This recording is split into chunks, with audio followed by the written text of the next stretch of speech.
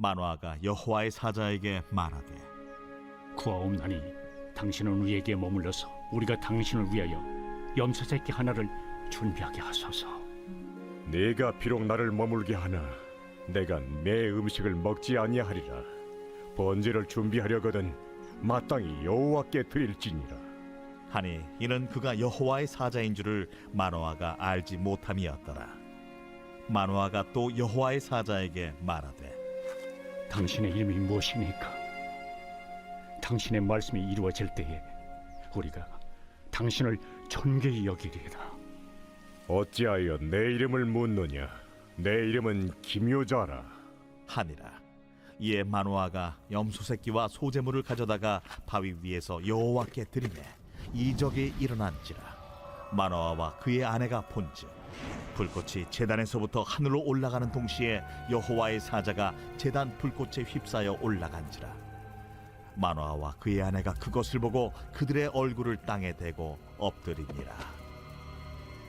여호와의 사자가 마노아와 그의 아내에게 다시 나타나지 아니하니 마노아가 그제야 그가 여호와의 사자인 줄 알고 그의 아내에게 이르되 우리가 하나님을 보았으니 반드시 죽으리로다 하니 그의 아내가 그에게 이르되 여호와께서 우리를 죽이려 하셨더라면 우리 손에서 번제와 소제를 받지 아니하셨을 것이요 이 모든 일을 보이지 아니하셨을 것이며 이제 이런 말씀도 우리에게 이르지 아니하셨으리이다 하였더라. 그 여인이 아들을 낳음에 그의 이름을 삼손이라 하니라.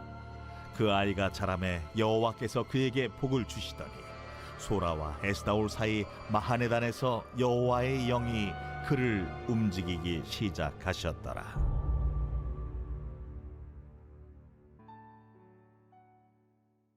형식은 본질을 담는 좋은 그릇입니다. 충분한 내용을 담고 그것이 잘 전달된 형식들은 하나님이 일하시는 귀한 도구가 될 수 있습니다.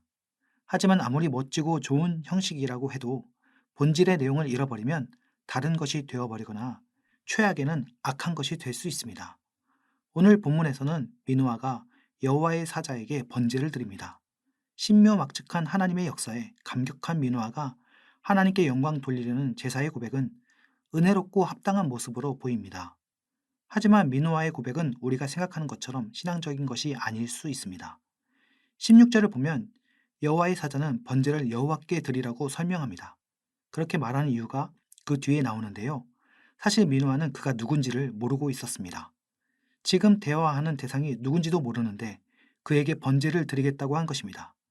지금까지 벌어진 일들을 보면서도 하나님이 일하고 계신다는 것을 알지 못하고 또한 하나님께 드릴 제사를 알지도 못하는 대상에게 드린다는 것은 뭔가 정리되지 않은 신앙체계를 보여주는 것 같습니다. 우리의 삶 속에서도 보여지는 것으로 우리의 신앙을 판단하는 경우들이 많이 있습니다. 얼마나 많은 헌금을 하는가, 얼마나 오래 기도를 드리는가, 얼마나 많은 성경 지식을 가지고 있는가, 그 직분이 무엇인가. 우리가 하나님을 섬길 수 있고 하나님과 동역할 수 있다는 것은 매우 감사한 일입니다. 하지만 외적으로는 신앙의 형식일지라도 그것의 주인께 온전히 드리고 있는가는 다른 문제가 될 수 있습니다. 하나님이 보이지 않으시기에 그분의 반응도 바로 알 수 없으니 우리는 눈에 보이는 사람의 반응을 신경 쓰기가 쉽습니다. 신앙의 방향을 잘못 잡아서 다른 대상을 바라볼 수 있습니다. 시간과 수고를 통해서 확인해 보면 하나님이 기뻐하시는 일이 아님에도 불구하고 당장에 눈앞의 사람들이 좋게 반응하면 그것이 옳다고 생각하는 것이 우리의 한계인 것이지요. 미노아도 그랬습니다. 오랜 정복기로 하나님 앞에 간구하는 것도 지쳤을 그가 기억의 언저리에 있는 제사를 그 신비한 사람에게 드리고 싶었던 것이지요. 하지만 여호와의 사자는 착실하게 그의 사명을 감당합니다. 미노아에게 번제는 여호와께 드리라 바로 교육하는 것이지요. 그는 여기서부터 미노아와 대화를 통해서 방향을 조금씩 잡아갑니다. 미노아는 그저 눈앞의 신비한 대상을 더 알고 싶은 마음에 그의 이름을 물어봅니다. 이름을 안다는 것은 그 대상을 좀 더 명확하게 알게 되는 것이기에 매우 중요한 질문이었습니다. 거기에서 여호와의 사자는 자신의 이름을 기묘자라고 밝힙니다. 기묘자라는 말의 원뜻은 뛰어난, 신비한, 감추어진 등의 의미가 있습니다. 세상이 알 수 없는 하나님의 놀랍고 신비로움과 그 일하심이 그 이름을 통해서 드러난 것입니다. 미노아의 질문과 여호와 하나님의 자기 계시를 통해서 형식만 갖추었던 제사가 온전한 제사로서의 모습을 갖춥니다. 그것은 미노아의 반응을 통해 알 수 있습니다. 그는 여호와의 사자를 온전히 인식한 후 그것을 자신의 의로움이나 자랑으로 표현할 수 없었습니다. 오히려 그는 그가 여호와를 직접 보았다는 것으로 스스로 큰 두려움을 느끼고 심지어는 죽을 수도 있다는 경건한 두려움에 쌓이게 됩니다. 대상도 알지 못하고 두려보겠다던 번제는 그 대상이 명확해짐으로 인해 두려움으로 바뀌게 됩니다. 진짜 주인을 만나고 나니 내가 잘못 생각했던 것들이 확실해지고 비로소 두려움으로 바뀌게 되는 것입니다. 주인의 뜻을 제대로 알고서야 참 제사의 의미를 알았을 미노아와 그의 아내는 불가능했던 출산을 이루게 되고 그 아이는 삼손이라는 이름을 가지고 여호와께서 그의 일을 행하시는 귀한 사람이 됩니다. 우리가 하나님 앞에 어떤 모습으로 서 있는지를 돌아보아야 합니다. 코로나로 인해서 우리가 가지고 있던 신앙의 외형적인 유산들이 많이 무너지고 바뀌었습니다. 하지만 그러한 모든 것들이 절대적이지 않다는 것도 깨닫게 되면서 우리 모두 참 신앙, 참 예배란 무엇인가를 계속 생각했습니다. 당연하게 여겼던 은혜의 순간들이 우리 자신들을 위한 만족으로 바뀐 것은 아니었는지 반성할 수 있는 좋은 기회이기도 했습니다. 이참에 우리는 우리의 신앙의 대상이 누구인지를 정확하게 다시 한번 확인하고 참 하나님께 온전하게 예배하는 우리들이 되었으면 좋겠습니다. 기도하겠습니다. 하나님, 우리가 누구를 신앙하고 있는지를 잘 기억하게 하옵소서.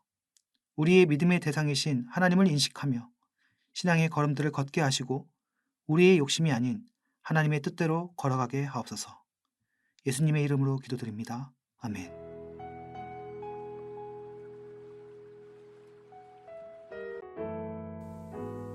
일 오심 기도. 하루 5번 마음을 다해 드리는 기도. 나는 죽었습니다. 제가 주인이 아니고 예수님이 저의 주인이십니다. 예수님은 십자가에서 죽으시고 부활하셨습니다. 부활하신 예수님을 가슴으로 만나서 따라가며 간증합니다. 사랑하는 가족과 함께 영광스러운 승리를 노래합니다.